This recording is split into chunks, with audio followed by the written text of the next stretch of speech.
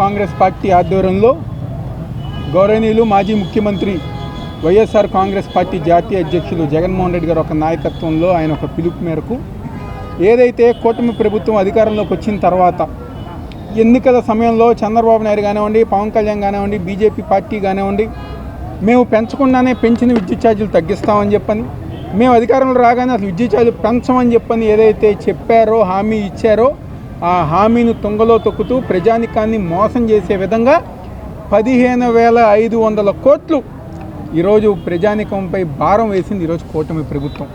ఆ ఒక విద్యుత్ ఛార్జీలు తగ్గించాలని చెప్పని, అదేవిధంగా దాదాపుగా జగన్మోహన్ రెడ్డి గారు అధికారంలో ఉంటే ఎస్సీ ఎస్టీ కాలనీలో 200 యూనిట్లు ఉచిత విద్యుత్ అందజేసేవారు.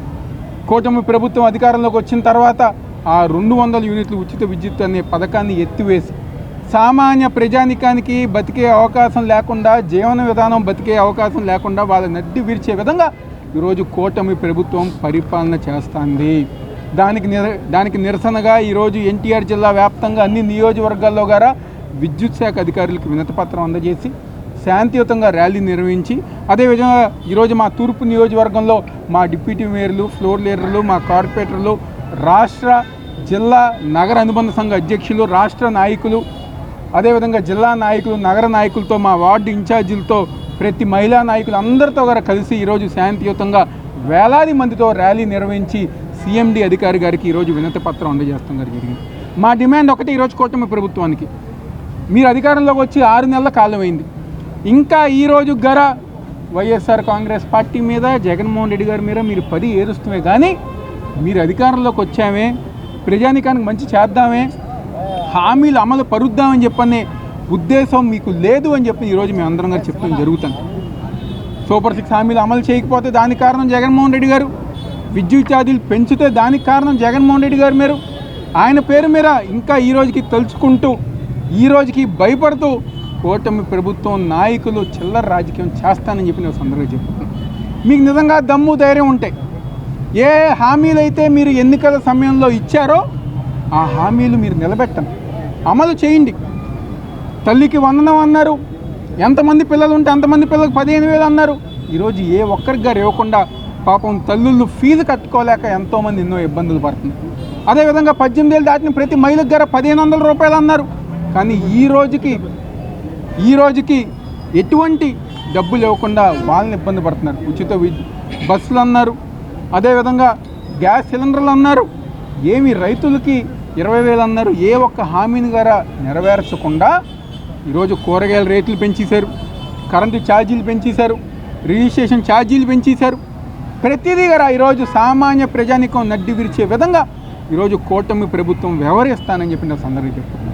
ప్రజానికం ఆలోచిస్తున్నారు, కోరుకుంటున్నారు, మళ్ళీ ఎప్పుడు ఎన్నికలు వస్తాయా, మళ్ళీ ఎప్పుడు జగన్మోహన్ రెడ్డి గారికి ఓటేస్తామా, మళ్ళీ ఎప్పుడు జగన్మోహన్ రెడ్డి గారిని ముఖ్యమంత్రి చేసుకుంటామా, మళ్ళీ ఎప్పుడు మాకు పథకాలు అందజేసే విధంగా జగన్మోహన్ రెడ్డి గారు ఒక పరిపాలన వస్తుందా అని చెప్పని ప్రతి ఒక్కరి గారు ఈరోజు ఈ రాష్ట్రంలో ప్రజానికం కోరుకుంటున్నారు.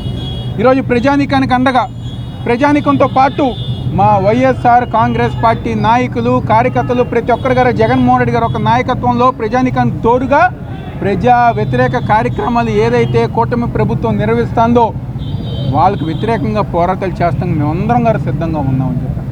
మొన్న రైతులకు ఏదైతే ధాన్యం కొనుగోలు కానివ్వండి, లేకపోతే పెట్టుబడి సాయం కింద ఇదివరకు జగన్మోహన్ రెడ్డి గారు ఉంటే దాదాపుగా 13,000, 15,000 ఇచ్చేవారు. 20,000 ఇస్తామని చెప్పి అన్నారు కూటమి ప్రభుత్వం అధికారంలోకి వస్తే. వాళ్ళకి నిరసనగా ఆ రోజు మేము రైతుల కోసం అండగా ఉన్నాం. ఈరోజు ప్రతి ఇంట్లో అంటే సామాన్య ప్రజానికం ప్రతి 1వ తారీఖు వచ్చేసరికి కరెంటు బిల్లు ఎంత వస్తుందో అని చెప్పి చూసుకునేవారు.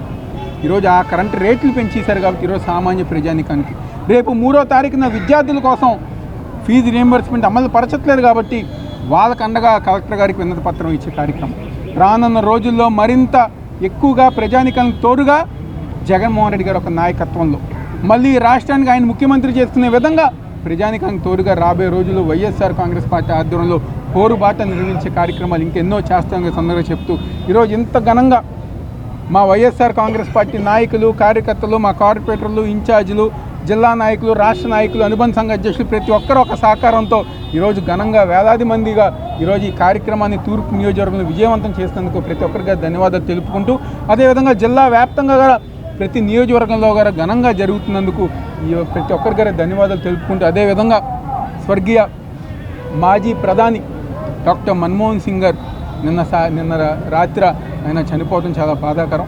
ఏదైతే ఆర్థిక శాఖ మంత్రిగా 10 సంవత్సరాల ప్రధానమంత్రిగా ఈ దేశానికి ఒక ఆర్థిక వ్యవస్థని బాగు చేస్తున్న నాయకుడు మన మధ్య లేకపోవడం బాధాకరం విషయం. ఆయనకి ఘనంగా నివాళులర్పించి ఈ కార్యక్రమం మొదలు పెడతాం జరిగింది.